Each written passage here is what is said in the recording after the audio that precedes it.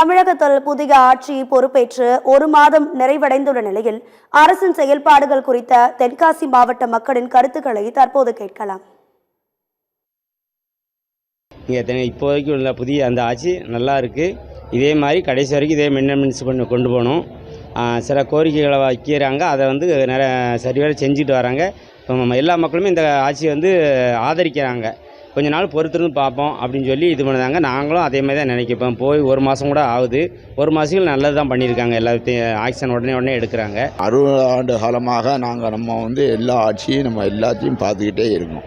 இவங்க புதுசாக வந்திருக்கிறதுனால நாங்கள் வரவேற்கிறோம்.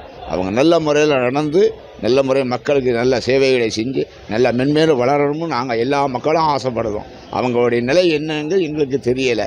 நம்ம எல்லாம் விட்டு கொடுத்து எல்லா மக்களும் நல்லா இருக்கணும்னு நினச்சி நாங்கள் சந்தோஷப்படுத்தி இந்த ஆட்சியை வரவேற்கிறோம். யாராக இருந்தாலும் 1 மாதத்தில் ஒன்றும் செய்ய முடியாது.